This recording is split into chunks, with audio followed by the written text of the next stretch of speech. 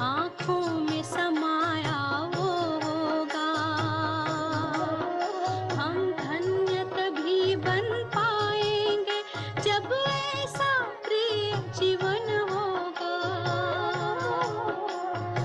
यहाँ हमारा तन होगा, वहाँ हमारा मन होगा।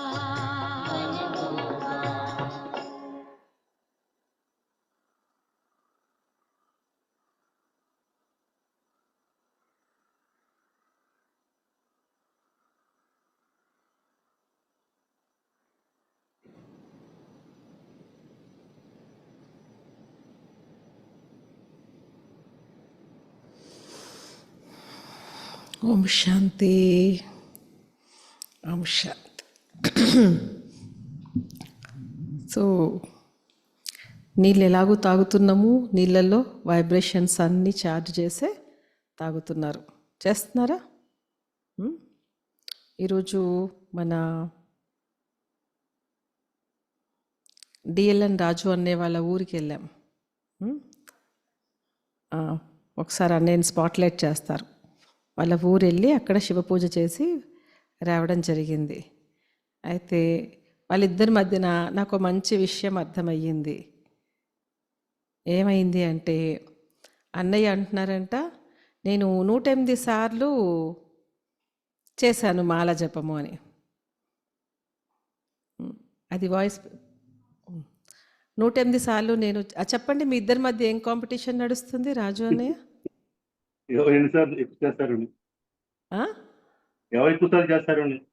ఎవరు ఎక్కువ సార్లు అంటున్నారు? నేను శాంతి స్వరూపాన్ని. సో మాతాజీ ఏమో నైట్ చేసేసారు ఎక్కువ, అన్నయ్యనేమో ఉదయం చేశారు. సో ఇద్దరు మధ్యన కాంపిటీషన్ నడుస్తుంది, ఎవరు ఎక్కువ సార్లు అంటున్నారు అని. చాలా హ్యాపీ అనిపించింది. ఇంట్లో ఇలాగ ఆరోగ్యకరమైన కాంపిటీషన్ ఉండాలి. అన్న ఈరోజు శివ పూజ పెట్టించుకున్నారు, బంధుమిత్రులందరినీ పిలిచారు, చాలా చక్కగా వాళ్ళ అనుభవం కూడా చేశారు. సో ప్రతి ఇంట్లో ఈ కాంపిటీషన్ ఉండాలి. వాళ్ళిద్దరి మధ్య ఉన్న కాంపిటీషన్ ప్రతి ఇంట్లో ఉండాలి. ఇది ఆరోగ్యకరమైనటువంటి పోటీ. ఎవరు ఎక్కువసార్లు అంటున్నారు అంటే రాసుకొని కానీ, లేకపోతే మీ ఇష్టం. కొంతమందికి మాల ఉంటుంది, మాల తిప్పుతారనమాట కొద్దిమంది. మీకు ఇంకా మాల తిప్పేది ఉంది అంటే అది కానీ, రాసుకొని కానీ, చుక్క పెట్టి కానీ. ఎందుకంటే నింపాలి. కొరత ఉన్న చోట ఏం చేస్తాం? నింపుతాం. సో అలా గ్లాస్లో వాటర్ తీసుకొని ఛార్జింగ్ 2 అయ్యాయి. ఈరోజు వచ్చేసన్నమాట భోజనంని ఛార్జింగ్ చేసుకోవడం ఎలాగా. మనం ఆరోగ్యం కోసం మాట్లాడుకుంటున్నాం కదా, మరి ఆరోగ్యంగా ఉండాలి అంటే మన ఆలోచనలతోనే. A healthy mind in healthy body. మనసు ఆరోగ్యంగా ఉందంటే శరీరం ఆరోగ్యంగా ఉంటుంది. కానీ దాంతోపాటు నేను చూసేది ఆరోగ్యంగా, నేను వినేది ఆరోగ్యంగా, మాట్లాడేది ఆరోగ్యంగా, తాగేది దాంతో కూడా ఆరోగ్యం, తినే దాంట్లో కూడా ఆరోగ్యం, అన్ని ఆలోచనలు కలుపుతూ. ఇప్పుడు నేను మనకు నీటిని భగవంతుడి ముందు పెడితే ఏమవుతుంది? అది తీర్థమవుతుంది. అలాగే భోజనాన్ని భగవంతుడి ముందు పెడితే ఏమవుతుంది? భగవంతుడికి అర్పిస్తే నైవేద్యం, వారికి అర్పితమైన తర్వాత తీస్తే అది ప్రసాదం. సో ప్రతి ఒక్కటి మనము ఆయనకు అర్పించాము అంటే ఆయన శక్తి దాంట్లో నిండి అది దివ్యత్వాన్ని పొందుతుంది. కాబట్టి యాక్చువల్గా చెప్పాలంటే ప్రతిరోజు రాత్రి పడుకునే ముందు రోజంతా చేసిన సర్వకర్మలని కూడా ఆయనకి అర్పితం చేసే మనం పడుకోవాలి. ఎందుకని? రోజంతా మనం ఆయన సేవలో ఉన్నాం. పరమశివుడు పరమేశ్వరుడు శివ పరమాత్మని యొక్క సేవలో ఉన్నాం. కాబట్టి సేవలన్నీ రోజువారీ కూడా ఆయనకు అర్పితం చేశాము అంటే కర్మ యొక్క ఫలంతో మనకి బంధనం ఉండదన్నమాట. లేదు అంటే కనుక నేను ఇంత చేశాను అని, లేకపోతే నేనేం చేయలేదు అని, ఈ రెండు కూడా మంచిది కాదు. నేను ఇంత చేశాను అంటే అహంకారం వచ్చేస్తుంది కదా. అహంకారంలో మనకు కర్మ యొక్క బంధం పెరుగుతుంది. నేనేం చేయలేదు అంటూ వీక్ అయిపోతుంటాం కదా. అది కూడా కర్మబంధనంలోకి తీసుకొస్తుంది. ఎందుకంటే రెండు ఆలోచనలు కూడా మనల్ని పాజిటివ్ ఆలోచనలు కాదు కర్మలు చేసినప్పుడు. ఈ పాజిటివ్ ఆలోచనలు కానివి ఏవైనా ఉన్నాయో అవి మనల్ని బంధనంలోకి తీసుకొస్తాయి. ఈశ్వరుడితో జోడించిన ప్రతి ఆలోచన సేవకు సంబంధించి ఉంటుంది. నేను దేహంతో జోడించబడి దేహదారులతో జోడించబడి చేసే ప్రతి ఆలోచన, దైహిక కార్యాలతో చేసిన ప్రతి ఆలోచన కర్మ లెక్కల్లో కర్మబంధనాలు లెక్కాచారాలు మొదలవుతాయి. లెక్కాచారాలు మొదలైంది దీనికోసం. ఇప్పుడు చూడండి, దేవతా ప్రపంచం, సత్యత్రేతాయుగాలు దేవతా ప్రపంచం, ద్వాపర కలియుగాల నుంచి ఇదంతా మానవ ప్రపంచంలోకి వచ్చేసాం. సో దేవతలు కూడా చూశారు, తిన్నారు, మాట్లాడారు, చేశారు, అన్ని కర్మలు చేశారు కదా. కానీ వాళ్ళు చేసిన ప్రతి కర్మలో దివ్యత్వం ఉంది. ఎందుకని? సేవాభావంతో ఉన్నది. ఎక్కడ ఆశించలేదు, ఎక్కడ అహంకారం లేదు. కానీ మనం చేసే కర్మల్లో ఆశిస్తున్నాము, అహంకారంలోకి వస్తున్నాం. అందుకే మనకి కర్మబంధనం తయారవుతుంది, లెక్క తయారవుతుంది. అలాగే భోజనం తయారు చేసేటప్పుడు కూడా ఈరోజు భోజనం యొక్క మెడిటేషన్, వాటర్ మెడిటేషన్ అయ్యింది, నేచర్ మెడిటేషన్ అయ్యింది, ప్రకృతిలో మెడిటేషన్ అయ్యింది, నీటి యొక్క మెడిటేషన్ అయ్యింది, భోజనం యొక్క మెడిటేషన్. భోజనం తయారు చేసేటప్పుడు ఎప్పుడైతే ఇది ఆయన కోసం తయారు చేస్తున్నాను అనుకుంటూ చేస్తారో అది ప్రసాదం అవుతుంది. నా కొడుకు, నా కూతురు, నా కోడలు, నా మనుమడు అని చేస్తే అది మమకారం అవుతుంది. అర్థమైందా? మమకారంలో కారం ఉంది అంటే ఎప్పుడో ఒకసారి కారం కొడుతుంది అది ఎక్కడో ఒక చోట. ఎందుకంటే అటాచ్మెంట్తో చేస్తున్నాం కదా, నా వాళ్ళ కోసం అని. తర్వాత మూడవది ఏంటి? మీరు ఎంత తింటే నాకు అంత లాభం, మీరెంత తింటే నాకు అంత లాభం. ఎక్కడ? వ్యాపారం. బయట మనము కొనుక్కొని తింటుంటారు కదా చాలామంది. వాళ్ళు ఏ ఆలోచనతో తయారు చేస్తున్నారు? వీళ్ళు ఎంతమంది తింటారో అంత నా వ్యాపారం పెరుగుతుంది అని. సో తిన్న తర్వాత అంటే లాభాపేక్షతో వండుతున్నాడు, లాభాపేక్షతో వండుతున్నాడు. తిన్న మనము కూడా మన ఆలోచన విధానం ఎలా అవుతుందంటే, ఏదైనా పని చేయాలంటే లాభం ఉంటే కానీ చెయ్యను, మనది కూడా వ్యాపార వృత్తి తయారవుతుంది అన్నమాట. సో అందుకని ఒక చోట ఏమైంది అంటే, ఎలాంటి ఆలోచనతో తయారు చేస్తారో తిన్న వాళ్ళు అలాంటి ఆలోచనతోనే ఉంటాం. ఓ రాజుగారి దగ్గరికి ఒక స్వామీజీ భోజనానికి పిలిస్తే సరే కదా అని రాజుగురు భోజనానికి వెళ్ళారు. మళ్ళీ అడవులకి వెళ్ళిపోతూ ఉంటారనమాట. కొంతకాలం అడవిలో వెళ్తారు, కొంతకాలము వీళ్ళ దగ్గరికి వస్తారు. సో ఎప్పుడు వచ్చి తిని వెళ్తూ ఉంటారు. కానీ ఈసారి తిన్న తర్వాత రాజగురువు ఎవరూ లేనిది చూసి అక్కడ రాణిగారి హారం ఒకటి ఉందన్నమాట. అక్కడ అది మెల్లగా చటుక్కున బ్యాగులు వేసుకొని జోలలు వేసుకొని వచ్చేసారు. చాలా దూరం వెళ్ళి అడవిలోకి వెళ్ళిపోయిన తర్వాత ఒక 2 రోజుల తర్వాత అలా జోల చూస్తే ఏంటి రాణిగారి హారం నా దాంట్లోకి ఎలా వచ్చింది అని చూసుకుంటే అప్పుడు అతడికి ఏం జరిగిందా అని చెప్పేసేసి అంతర్యామి గమనించేశాడంట. గమనించి మళ్ళీ రాజదర్బారికి వెళ్ళాడంట, రాజుగారి దగ్గరికి వెళ్ళి మీ దగ్గర ఎవరైతే వంట చేశారో అతన్ని ఒక్కసారి నేను కలవాలనుకుంటున్నాను అని చెప్పాడంట. సరే కలిశాడంట. కలిస్తే అడిగాడంట, నువ్వు వంట చేసేటప్పుడు ఏం ఆలోచించి వంట చేశావు అని అడిగాడంట. నేను రాణిగారి హారం అక్కడ ఉంది, గత కొద్ది రోజుల నుంచి అది అక్కడే పడి ఉంది, ఎలాగైనా నేను దాన్ని దొంగలించాలి, నేను ధనవంతుడిగా అవ్వాలి, దొంగలించాలి ధనవంతుడిగా అవ్వాలి, దొంగలించాలి ధనవంతుడిగా అవ్వాలి. అర్థమైందా ఏమైందో ఇప్పుడు అని ఆలోచిస్తూనే వండాను అన్నాడంట. ఈ సాధు జీవితంలో ఉన్న వీరికే అతడి యొక్క ఆలోచన ప్రభావం పడింది అంటే మానవాత్మలం మనకు ఎవరెవరో ఏమేమో చేసే ఆలోచనలతో వండే పదార్థాల మీద ఆ వైబ్రేషన్స్ మన మీద పడవా? అందుకని శుద్ధి చేసుకొని తినాలి. వండే వాళ్ళు చాలా జాగ్రత్తగా వండాలి. సరే, ఇప్పుడు ఒక వీడియో చూద్దాం. చూసిన తర్వాత ఇంకొంచెం క్లారిటీ ఇచ్చి భోజనానికి ఎలాగ మనం వైబ్రేషన్స్ పంపించాలి, భోజనం కూడా వైబ్రేషన్స్ తీసుకుంటుందా, అది మీకు ఇంకొంచెం క్లియర్గా అర్థమవుతుంది. తెలుగులోనే ఉంది, వీడియో చూద్దాం ఫస్ట్.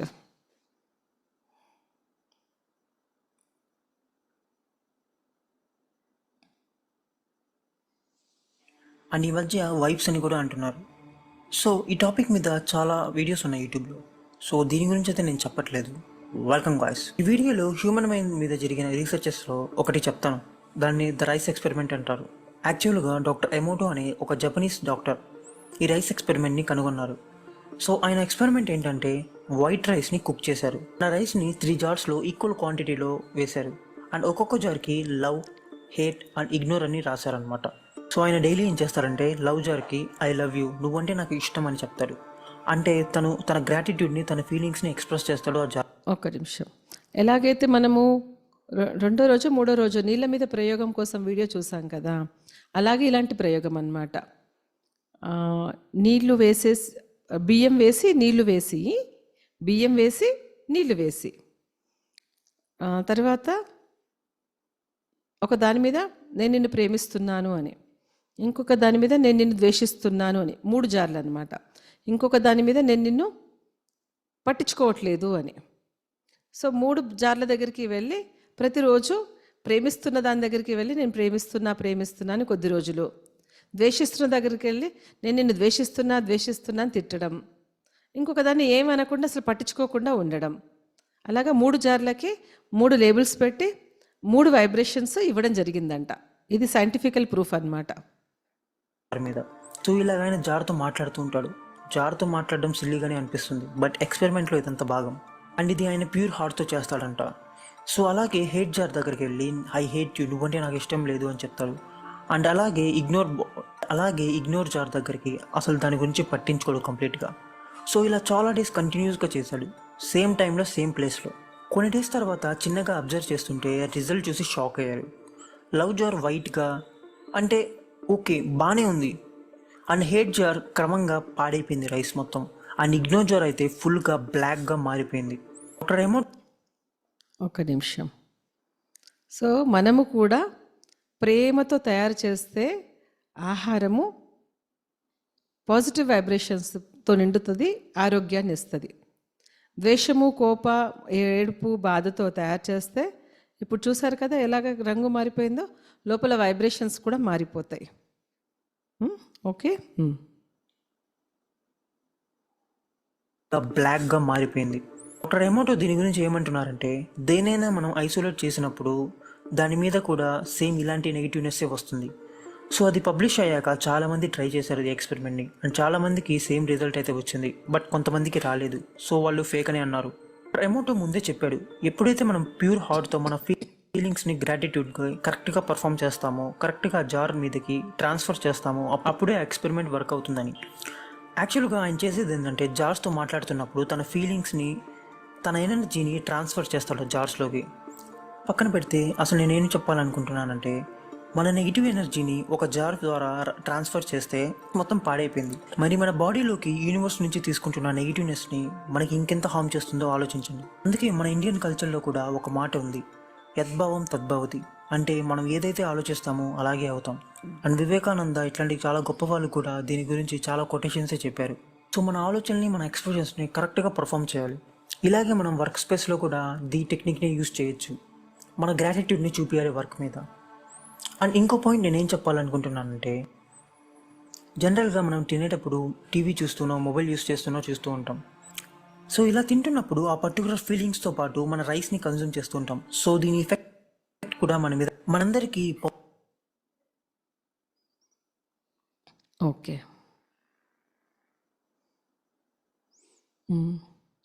ఇప్పుడు చాలామందికి టీవీ చూస్తూ భోజనం చేయడం అలవాటు. చాలామంది ఇళ్ళల్లో అదే జరుగుతూ ఉంటుంది.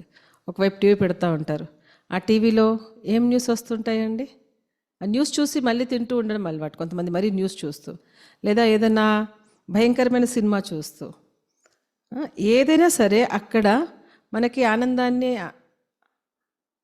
ఇంకా ఓపెన్గా చెప్తాను, భోజనం అన్నది ఒక శక్తి. ఒక వ్యక్తి అనుకోండి, ఫర్ ఎగ్జాంపుల్ భోజనాన్ని ఒక వ్యక్తి అనుకోండి. భోజనం తింటే కదా మన శరీరానికి శక్తి వస్తుంది. సరే, అంటే భోజనం యొక్క అవసరం మనకు ఉందా లేదా? ఆహారం అవసరం ఉందా లేదా? ఉంది కదా. సరే, అవసరం ఉన్న మనకు సహాయం చేద్దామని మనకి సహాయం చేద్దామని, మనతో టైం గడపాలని, వినండి శ్రద్ధగా, మనకు సహాయం చేద్దామని, మనతో టైం గడుపుదామని ఒక వ్యక్తి మన ఇంటికి వచ్చాడు. అది మనం పిలిస్తేనే వచ్చాడు. మనం అడిగాం, మాకు ఎట్లాగైనా మీరు రావాలి, మాకు హెల్ప్ కూడా చేయాలి, మాతో మాట్లాడాలి, మీరు మాతో టైం గడపాలి అని, ఫర్ ఎగ్జాంపుల్. ఓకే, అతను వచ్చి కూర్చున్నాక నేను టీవీ పెట్టేసుకొని కూర్చుంటూ అలాగా మధ్య మధ్యలో అవునా అవునా అంటూ లేకపోతే పట్టించుకోకుండా ఉంటే అతను ఫీల్ అవుతాడా, ఫీల్ అవ్వడా? ఫీల్ అవుతాడా, ఫీల్ అవ్వడా? సరే, రెండో విషయం, రమ్మని చెప్పాము, వచ్చి కూర్చున్నారు, నేను ఫోన్లో మాట్లాడుతూ అవునా అవునా అంటూ ఉన్నాను. బాగుందా? ఫీల్ అవుతాడా? ఇష్టపడతాడా? లేదు కదా. సంబంధం బాగోదు కదా వాళ్ళకి మనకి మధ్యన. మరి భోజనం కూడా అన్నం పరబ్రహ్మ స్వరూపం అంటారు. మరి దాన్ని కూడా ఎదురుగా పెట్టుకొని మనము ఏ టీవీ చూస్తూ, ఏ మొబైల్లోనే మాట్లాడుతూ, లేకపోతే మొబైల్ చూసుకుంటూ ఉంటే మనం తిరస్కరించినట్టయింది కదా. అప్పుడు శక్తి ఎక్కడి నుంచి వస్తుంది? కాబట్టి భోజనం ఎదురుగా రాగానే నిన్న చెప్పుకున్నాం కదా, ప్రేమగా ముందు భోజనానికి, భగవంతుడిని ప్రేమిస్తూ ముందు భోజనానికి ధన్యవాదాలు చెప్పాలి. ఆ తర్వాత ప్రకృతికి ధన్యవాదాలు చెప్పాలి. ఆ తర్వాత దానికి నిమిత్తమైన వాళ్ళకి ధన్యవాదాలు చెప్పాలి. ఆ తర్వాత అసలు విషయం ఏంటి అంటే, ఈ సృష్టిలో ఈ రకమైన భోజనం లభించక అనేకులు ఉన్నారు. వాళ్ళని గుర్తు తెచ్చుకొని శివ పరమాత్మ మీ శక్తితో విశ్వాత్మలందరి కడుపు నిండింది అని సంకల్పం చేస్తూ ముద్ద ముద్దకి థ్యాంక్స్ చెప్తూ భోంచేయాలి. ఇదండి కర్మయోగం అంటే. అప్పుడు అది ఒక్కొక్క ముద్ద ప్రసాదంలాగా మారి, ప్రసాదం తినేటప్పుడు మీకు ఏం ఫీల్ కలుగుతుందండి? చెప్పండి ఎవరైనా. ప్రసాదం తింటే ఏం ఫీల్ కలుగుతుంది? ఎవరైనా చెప్పొచ్చు. ఎవరు చెప్తారు? చెయ్యెత్తండి. చెయ్యి ఎత్తితే ఆన్ చేస్తాము. ఎవరు చెప్తారు? గృహలక్ష్మక్కయ్య. సరే చెప్పండి. గృహలక్ష్మక్కయ్య, ప్రసాదం తిన్నప్పుడు మీకు ఏం ఫీల్ కలుగుతుంది? భగవంతుని ఆశీర్వాదము దృష్టి ప్రసాదంపై పడి, అది అంటే ఆ పదార్థంపై పడి ప్రసాదంగా మారిందని నేను స్వీకరిస్తున్నాను. నేను స్వీకరించిన ఈ ఆహారము నాలో పరిశుద్ధమై నా రక్తంలో ఇదంతా మీ సంకల్పాలు. మీకు చేతిలోకి ప్రసాదం వచ్చింది. రాగానే మీరు తినేటప్పుడు ఏం ఫీలింగ్తో తింటారు? తింటున్నప్పుడు భగవంతుడు నాకు ఇచ్చిన ప్రసాదం ఇది అనుకుని ఖుషి, మీకు ఖుషి అనిపిస్తుందా లేదా? చాలా సంతోషం. చాలా సంతోషం ఉంటుంది. అది తింటే లోపలికి వెళ్ళి శక్తి నిండుతుంది. అవునా? ఖుషి, శక్తి, ఈ రెండు వస్తాయి. క్లియరా? అర్థమైంది కదా. సో ఎప్పుడైతే మనము పూట పూటకి భోజనానికి ఆయనకు అర్పించి తిన్నాము అంటే దాంట్లో ఖుషి నిండింది, శక్తి నిండింది. ఈ ఖుషి శక్తి ఏం చేస్తుంది? శరీరంలోకి వెళ్ళాక ఆరోగ్యాన్ని ఇస్తుంది. ఎందుకంటే ఈరోజు భగవంతుడి మహావాక్యం ఉంది, ఖుషి జైసా కురాక్ నహి, సంతోషాన్ని మించిన ఔషధం లేదు అని. అది ఔషధంలాగా పనిచేస్తుంది, శక్తిలాగా పనిచేస్తుంది. తెలుసా, మనం ఎంత సంతోషంగా ఉంటే అంత శరీరం ఆరోగ్యవంతంగా ఉంటుంది. అండ్ దానికి మళ్ళీ పవిత్రమైన దృష్టి ఇచ్చాం కాబట్టి ఆ పవిత్రత శక్తి మనలో నిండి ఆరోగ్యాన్ని ఇస్తుంది. పవిత్రతకి ఆరోగ్యానికి సంబంధం ఉంది. ఎందుకని? ప్రసాదం అంటే పవిత్రమైనది కదా. ప్రసాదం అంటే పవిత్రమైంది కదా, భగవంతునికి అర్పితమైంది. సో పవిత్రత లోపలికి వెళ్ళింది, ఖుషి లోపలికి వెళ్ళింది, శక్తిని నింపుతుంది. ఎంత బెనిఫిట్ ఉందండి. సింపుల్ టెక్నిక్ అన్నమాట. వండేటప్పుడు ఈ రోజు నుంచి ఎవరెవరైతే వంటలు వండుతారో చక్కని భజనలు పెట్టుకోండి, చక్కని ప్రసంగాలు పెట్టుకోండి, భక్తికి సంబంధించినవి. అవి మ్రోగుతూ ఉండాలి కిచెన్లో. అప్పుడే అది వంటలు వగైరా అంతా చేయాలి. తర్వాత భోజనం ప్లేట్ చేతికి వచ్చాక ఇప్పుడు చెప్పిన ఈ 4 సంకల్పాలు చేయాలి. ఎందుకంటే జైసా అన్న వైసా మన్, ఎలాంటి ఆహారం తీసుకుంటామో మనసు అలాగుంటుంది. సో సాత్విక ఆహారము తీసుకుంటున్నాము, కానీ మనసు యొక్క భావాలు కూడా సాత్వికమైనవి, పవిత్రమైనవి దాంట్లో జోడించాలి.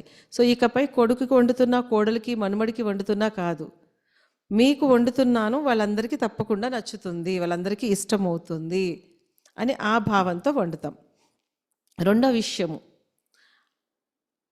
ఎవరైతే వంటలు చేస్తున్నారో వాళ్ళని, అన్నయ్యలు కూడా క్లాస్ వింటున్నారు కదా, అన్నయ్యలు వంటలు చేసే వాళ్ళని ఏమాత్రం వంటలు వండే ముందు డిస్టర్బ్ చేయకండి వాళ్ళని.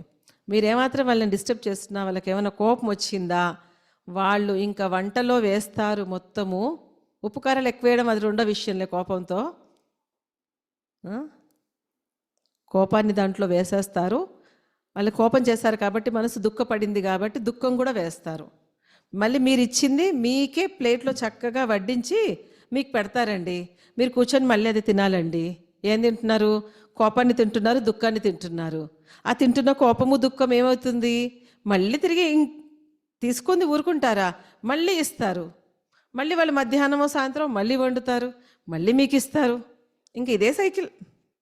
వద్దండి, వద్దు, వాళ్ళని డిస్టర్బ్ చేయకండి. అందుకని వండేవాళ్ళు కానీ వడ్డించేవాళ్ళు కానీ. ఎందుకంటే ఒకరోజు ఒక స్వామీజీ భిక్షాటనకి శిష్యుల్ని పంపించేవారంట. శిష్యులు వెళ్ళి భిక్షం తీసుకొని వచ్చేవారట. అయితే ఆ స్వామీజీ మాత్రం రోజు ఒక పవిత్రమైన భావాలు కలిగినటువంటి, భక్తి బాగా చేస్తున్నటువంటి, భగవంతుని స్మృతిలోనే వండేటువంటి ఆవిడ దగ్గర మాత్రమే భిక్ష తీసుకురమ్మని చెప్పేవారంట స్వామీజీ. వాళ్ళు ప్రతిసారి ఆవిడ దగ్గర మాత్రమే తీసుకొచ్చేవారు. పూర్వం అలా నియమం ఉండేదన్నమాట. ఎవరంటే వాళ్ళ దగ్గర, ఎవరింట్లో అంటే వాళ్ళ ఇంట్లో, ఎవరి చేద్దంటే వాళ్ళ చేద్ది తినేవాళ్ళు కాదు ఋషులు మునులు. అయిపోయింది. అయితే ఒకరోజు రాత్రి వేళ గురూజీ బూతులు తిడుతున్నాడంట, కోపం చేస్తాడంట, కాళ్ళు చేతులు విసిరేస్తూ ఉన్నాడంట. అయితే శిష్యులకు అర్థం కాలేదు, గురూజీ ఏంటి నిద్రలో ఇలా తిట్టేస్తున్నారు, కాళ్ళు చేతులు విసిరేస్తూ ఉన్నారు, కోపం చేస్తున్నారు అని చెప్పి.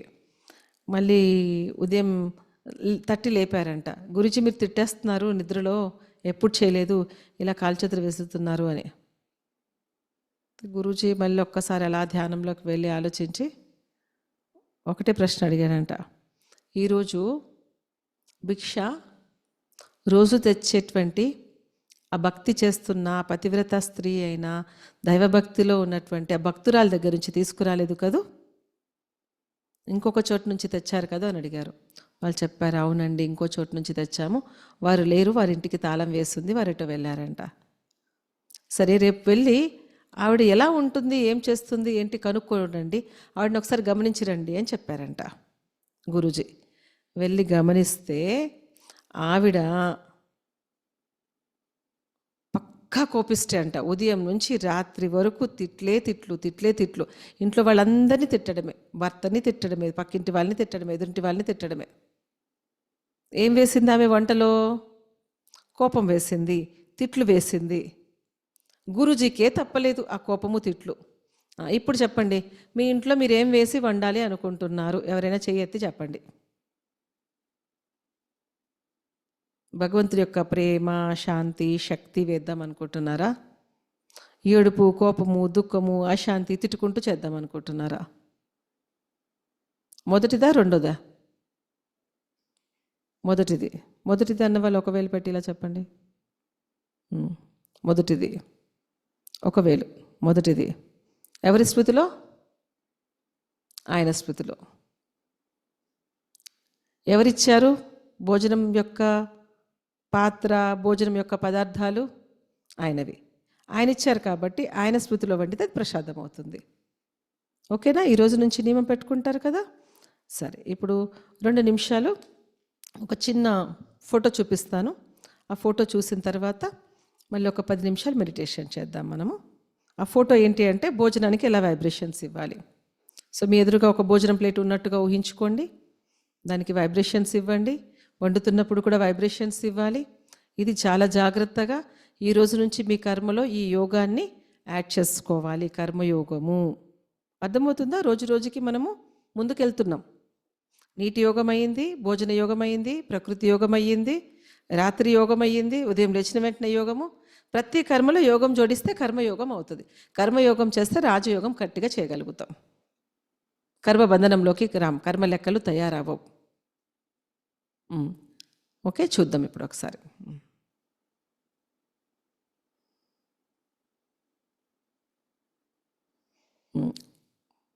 అనుభవం చేయండి.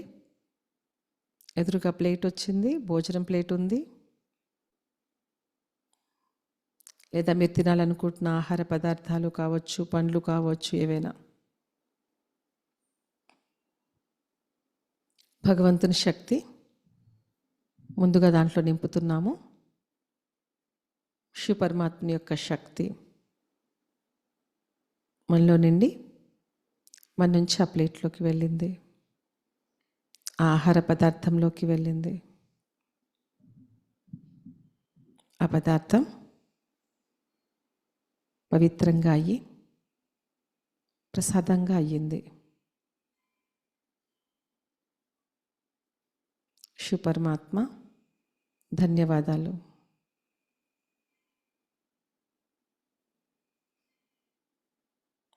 ప్రకృతి మాత ధన్యవాదాలు.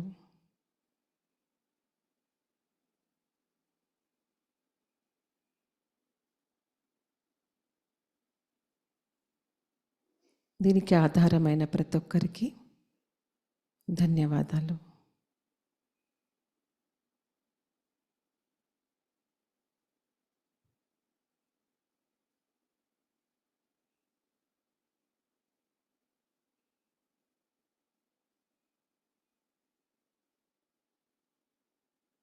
శివ పరమాత్మ విశ్వంలో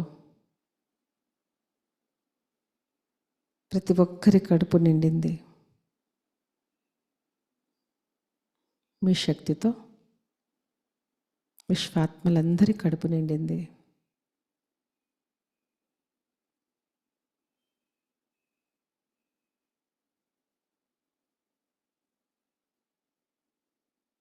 నేను శాంతి స్వరూపాన్ని, శాంతి స్వరూపాన్ని, శాంతి స్వరూపాన్ని.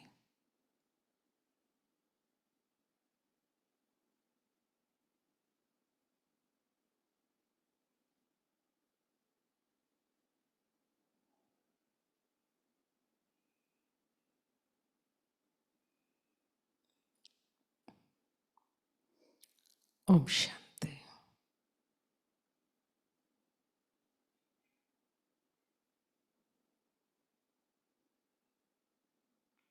అర్థమైందిగా? అయితే మనకి భోజనం అందించడం ఒకటి పరమాత్మ శక్తి. వారి శక్తితో మనం చేసిన మంచి కర్మలకి భోజన భాగ్యం మనకి దొరికింది. అది ఈరోజు నుంచి భోజనం అవ్వటం లేదు, మనకి మహాప్రసాదం అవుతుంది. ప్రతి పూట మనం ఏం తినాలి? ఏం తినాలి? ప్రతి పూట ప్రసాదం తినాలి. ఆయనకి నైవేద్యం అర్పితం చేస్తేనే, మరి ఆయనకి అర్పితం చేస్తే, ఆయన స్మృతిలో తయారు చేస్తే, అందుకే తయారు చేసేటప్పుడు ఇంట్లో వాళ్ళకి శాంతి కావాలి కదా. సో ఆయన యొక్క శాంతి శక్తి నిండింది. ఇది తిన్న వాళ్ళందరూ ఆరోగ్యంగా ఉన్నారు. ఏం కావాలి ఇంట్లో వాళ్ళకి? శాంతి కావాలి, సుఖము కావాలి, శక్తి కావాలి, ప్రేమ కావాలి, ఆరోగ్యం కావాలి. ఏమైతే కావాలో అవి ఆయనవన్నీ దీంట్లో నిండుతూ ఉన్నాయి. ఇది ప్రసాదంగా మారింది.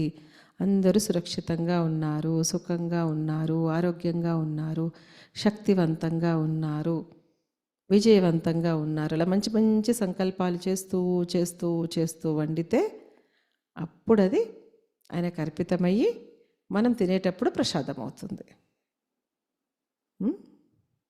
ఇంతకాలం మనము కేవలం ఏదో పండక్కో పబ్బానికో ఏ ఒక వారంలో ఒక రోజో 2 రోజులు మాత్రమే వండి అలా నైవేద్యం కింద పెట్టి తిన్నాం. అవును, మనం తింటుందల్లా మనం సంపాదించిందా, ఆయన ఇచ్చిందా? మరి ఆయనకు అర్పించకుండా తిన్నము అంటే ఒక స్వామీజీ చెప్పారన్నమాట, ఆయనకు అర్పించకుండా తిన్నదల్లా కూడా దొంగతనమే అని చెప్పి. మరి ఎంతకాలం దొంగతనమే చేస్తాం కదా. ఇప్పుడు దొంగతనం వద్దు. ఆయనకు పెట్టకుండా తిన్నాము, ఆయనకి ఇవ్వలేదు, పెట్టలేదు, ఆయనది అనుకోలేదు, చెప్పండి ఎంతమంది తయారు చేస్తున్నప్పుడు, ఈవెన్ నైవేద్యం తయారు చేస్తున్నప్పుడు కూడా ఆయన స్మృతిలో చేయరు. భక్తి మార్గంలో మీరు పూజలు చేస్తారు కదా, నైవేద్యం తయారు చేస్తారు కదా, నైవేద్యం తయారు చేసినప్పుడు ఆయన స్మృతిలో వండుతున్నారా చెప్పండి? చాలా తక్కువ మంది, తక్కువ శాతం వండుతారు అంతే. ఎక్కడ మరి ఆయనకు అర్పితం అయ్యిందండి? ఈరోజు వరకు అర్పితమే కాలేదు కదా ఆయనకి.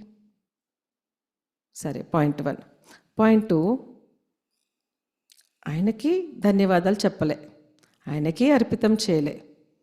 మరి చేయాల్సింది చేయకపోతే కూడా పాపమే కదండి. మరి పాపపు ఖాతా తయారయ్యిందా లేదా? అయ్యిందా లేదా? ఒప్పుకోవట్లేదు ఎవరు. పాపం అవ్వలేదా? అవ్వలేదా? ఆయనకి ధన్యవాదాలు చెప్పలేదు, ఆయనకి అర్పితము చేయలేదు, పాపం అయ్యింది. మరి క్లియర్ చేసుకోవాలి, ఈరోజు నుంచి వద్దు. పాయింట్ 1. తర్వాత, ప్రకృతి లేకపోతే మనము తినడానికి ఒక్కటైనా దొరుకుతుందా అండి? పంచతత్వాలు లేకపోతే. పంచతత్వాలకు ఎక్కడ ధన్యవాదాలు తెలియచేసామండి మనము? ఎక్కడా తెలియచేయలేదు. సరే, ఈరోజు ప్రకృతి కూడా. ఎందుకంటే పంచతత్వాలకు ఎన్నిసార్లు మనం ధన్యవాదాలు తెలియచేస్తామో ఆ పంచతత్వాలతో తయారైన ఈ శరీరము కూడా అంత ఆరోగ్యంగా ఉంటుంది. ఎందుకని? నేను ధన్యవాదాలు తెలియచేసినప్పుడు ప్రకృతితో సంతోషంగా జోడించబడుతున్నా. సంతోషంగా జోడించబడుతుంటే ప్రకృతిలోకి వెళ్ళిన ఆ సంతోషము మళ్ళీ నా ఈ శరీరంలోకి వస్తుంది. కాబట్టి నా ఈ శరీరం ఆరోగ్యంగా ఉంటుంది. లాజిక్ అర్థమైందా? అగ్నితత్వానికి ధన్యవాదాలు అంటే అర్థం ఏంటి? అగ్నితత్వానికి నేను సంతోషంగా కనెక్ట్ అయ్యా. సంతోషంతో నేను సంతోషంతో కనెక్ట్ అయ్యాను కాబట్టి ఆ అగ్నితత్వం యొక్క శక్తి నాలో నిండుతూ ఉంటుంది ఈ శరీరంలో. లేకపోతే ఉన్న శక్తి ఎక్స్ట్రా వస్తూ ఉంటుంది. దాంతోపాటు సంతోషం, నేను సంతోషంగా ధన్యవాదాలు చెప్పానంటే సంతోషంగా చెప్పాను కాబట్టి ఆ సంతోషం కూడా మళ్ళీ నా ఈ శరీరంలోకి వస్తుంది. 2 వస్తాయి. అగ్నితత్వ శక్తి, ఆకాశం చూసి థ్యాంక్ యూ చెప్తే ఆకాశతత్వ శక్తి కనెక్ట్ అయ్యాను కాబట్టి మళ్ళీ థ్యాంక్ యూ చెప్పాను కాబట్టి ఖుషీగా చెప్పాను కాబట్టి ఆ ఖుషి. సో ఖుషి జైసా కురాక్ నహి, సంతోషాన్ని మించిన ఔషధం లేదు. సో ఇప్పుడు మనం ప్రకృతికి ధన్యవాదాలు తెలియచేద్దాం. ఒక స్మాల్ వీడియో వస్తుంది, ఆ వీడియోని చూసుకుంటూ రేపంతా అనేక సార్లు పంచతత్వాలకి ఒకటి గుర్తెచ్చుకొని ధన్యవాదాలు చెప్తూ ఉండాలి. భోజనంని ప్రసాదంగా చేయాలి. ఏం చేయాలి? భోజనాన్ని ప్రసాదం, నైవేద్యంగా చేయాలి. తినేటప్పుడు ప్రసాదమనే తినాలి. పంచతత్వాలకి ధన్యవాదాలు చెప్పాలి. ఇప్పుడు నేను మీకు చిన్న శాంపిల్ చూపిస్తాను పంచతత్వాలకు ఎలా ధన్యవాదాలు చెప్పాలో. ఆ తర్వాత రేపటి నుంచి డీటెయిల్గా మళ్ళీ ఒకటి మనం తీసుకుందాం సబ్జెక్ట్. ఒక్కొక్క తత్వం గురించి కూడా చేయొచ్చు అన్నమాట డీటెయిల్గా. అర్థమవుతుందా? కర్మయోగము, యోగం అంటే కూర్చొని చేసే 1-2 గంటలదే కాదు. ఆ 1-2 గంటలు బాగా కుదరాలి అంటే ఇదంతా బేసిక్ అన్నమాట. ఇదంతా సెట్ అయితే, నేను కారు తీసుకొని ఒలింపిక్ రేస్లో జొయ్యమని వెళ్తాను అంటే, రేస్ కార్కి వెళ్ళాలంటే ముందైతే ఫస్ట్ అయితే కారు డ్రైవింగ్ నేర్చుకోవాలి కదండి. బేసిక్ డ్రైవింగే నేర్చుకోకపోతే నేను హైవేలో వెళ్ళిపోతాను, రేస్ కార్లో వెళ్తాను అంటే ఎలాగవుతుంది? బేసిక్ నేర్చుకుంటున్నాం మనం. ప్రతిరోజు కర్మలు ప్రతి దాంట్లో చేసే బేసిక్స్ నేర్చుకుంటూ ఉంటే కూర్చొని చేసే మెడిటేషన్ గంటలది చాలా బాగా చేయగలుగుతాం. ఎందుకంటే వైబ్రేషన్ ఫస్ట్ రిసీవింగ్ బాడీలో నీళ్ళ ద్వారా వెళ్తుంది, పాజిటివ్ వెళ్ళాలి. భోజనం ద్వారా వెళ్తుంది, పాజిటివ్ వెళ్ళాలి. పంచతత్వాలతో కనెక్ట్ అయ్యి పంచతత్వాల ఎనర్జీ ఈ శరీరంతో పంచతత్వాల్ని కనెక్ట్ చేసి అది పాజిటివ్ చేసుకోవాలి. ఇన్ని పాజిటివ్ చేసుకుంటూ ఉంటే అప్పుడు మనసు పాజిటివ్ అవుతూ ఉంటే, పవిత్రం అవుతూ ఉంటే, ఆ పవిత్రతా సాగరుడితో మన మనసును అనుసంధానం చేయడం సులువవుతుంది. అందుకోసం ఇవన్నీ మెల్లమెల్లగా ఒకటి మీకు చెప్పడం జరుగుతుంది. సరే, మళ్ళీ ఒక్కసారి ఈరోజు జస్ట్ నేచర్లోకి వెళ్దాము. నేచర్ని చూస్తూ నేచర్కి థ్యాంక్స్ చెప్దాం పంచతత్వాలని. ఏం లేదు, సింపుల్గా దృశ్యం కనబడుతూ ఉంటుంది. థ్యాంక్ యూ ఒకటే పాట. ప్రకృతి దృశ్యాలు కనబడుతూ ఉంటాయి. Thank you. ఈరోజు స్టెప్ అర్థమైంది కదా, ఎక్స్ట్రా స్టెప్స్ అర్థమైందా? ఇవి యాడ్ అవుతున్నాయి మీకు. గుడ్ నైట్ చేసేటప్పుడు మినిమం 21 టైమ్స్ రాయడమో లేకపోతే మాల జపిస్తారో అనుకుంటారు. 21 టైమ్స్ నేను శాంతి స్వరూపం నైట్. తర్వాత ఉదయం లేచినప్పుడు 21 టైమ్స్. వాటర్కి మళ్ళీ వైబ్రేషన్స్. తర్వాత ఇప్పుడు భోజనానికి వైబ్రేషన్స్. తర్వాత ఇప్పుడు నేచర్కి ధన్యవాదాలు. ఓకే, యాడ్ అవుతుంది ప్రతిరోజు ఒకటి ఒకటి.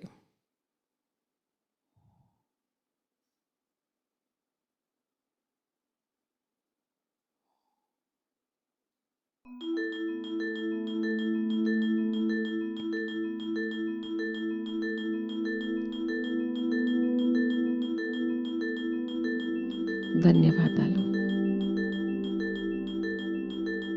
జలతత్వమా ధన్యవాదాలు.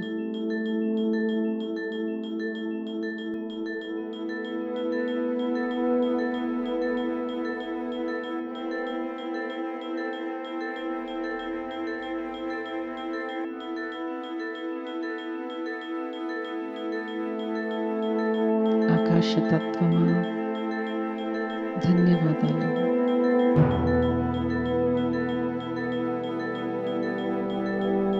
ఛత్రఛాయలాగా మమ్మల్ని కాపాడుతూ ఉన్నాం.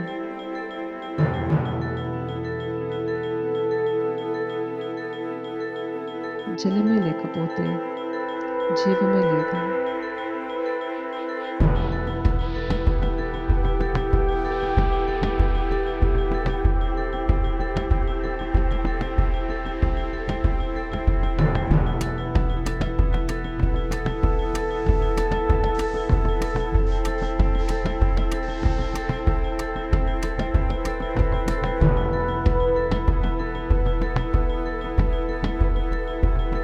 వాయుతత్వమా ధన్యవాదాలు.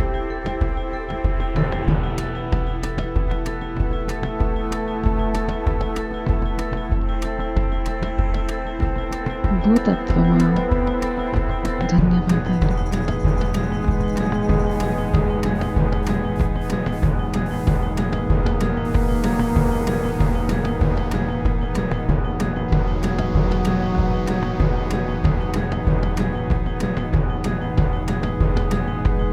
సృష్టిలో ఉన్న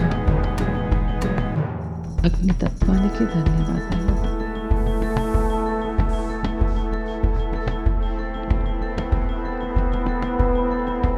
సకల జీవకోటికి ధన్యవాదాలు. ఈ దేహం పంచతత్వాలతో తయారయ్యింది.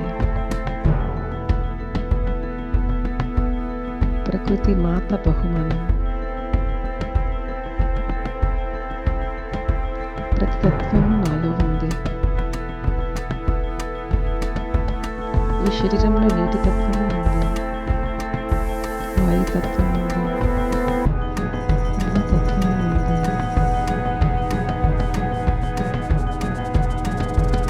ఈ ఆకాశం.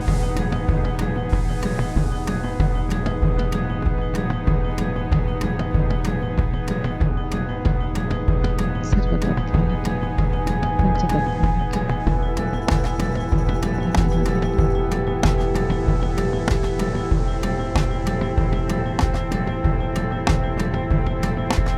ఈ శరీరం ఉంది అంటే పంచతత్వాల కారణంగా.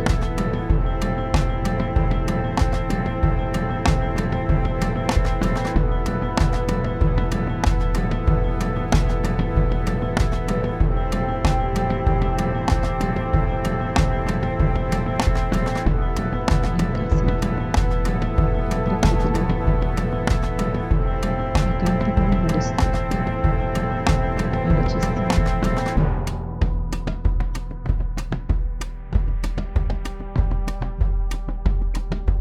పంచతత్వాల శక్తి నాలో ఉంది. పరమాత్మని అంశమైన బిడ్డైన నేను ఆత్మను. పరమాత్మ శక్తి ఆత్మైన నాలో ఉంది. పంచతత్వాల శక్తి ఈ శరీరానికి ఉంది. పరమాత్మ శక్తి అద్భుతం, పంచతత్వాల శక్తి అద్భుతం. నేను ఈ సృష్టిలో ఒక అద్భుతం.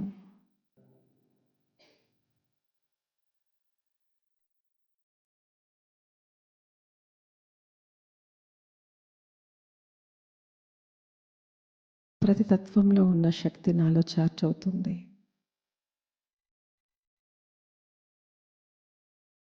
పంచతత్వాల్లో ఉన్న ప్రశాంతత నాలో చార్జ్ అవుతుంది. వాయుతత్వంలో ఉన్న ప్రశాంతత నాలో నిండింది. జలతత్వంలో ఉన్న ప్రశాంతత నాలో నిండుతుంది. భూతత్వంలో ఉన్న ప్రశాంతత, శక్తి నాలో నిండుతుంది.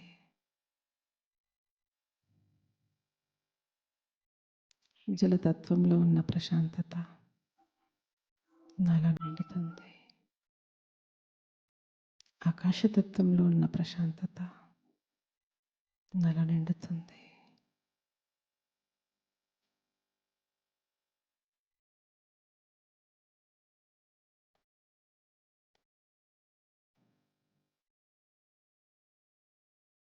ప్రకృతిలోనే ఇంత ప్రశాంతత ఉందంటే పరమాత్మలో ఎంత శక్తి ఉంది.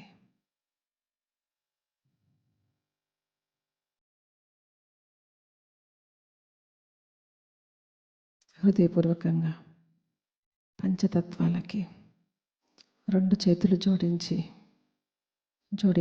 2 చేతులు ధన్యవాదాలని తెలియచేస్తున్నాను. కళ్ళు తెరిచి పంచతత్వాల్ని చూడండి. కళ్ళు మూసి ఉంటే కనుక అగ్ని, ఆకాశం, వాయు, భూమి, జలతత్వం, ప్రతి ఒక్క తత్వానికి ధన్యవాదాలు, ధన్యవాదాలు. అగ్నితత్వమా ధన్యవాదాలు, ఆకాశతత్వమా ధన్యవాదాలు, వాయుతత్వమా ధన్యవాదాలు, జలతత్వమా ధన్యవాదాలు, భూతత్వమా ధన్యవాదాలు, ధన్యవాదాలు, ధన్యవాదాలు.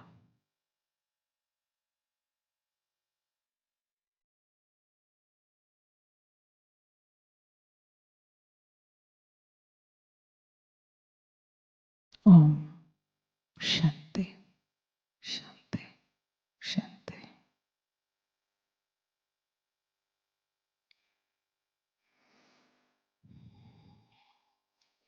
మెల్లగా కళ్ళు తెరవండి. కళ్ళు మూసి ఉంటే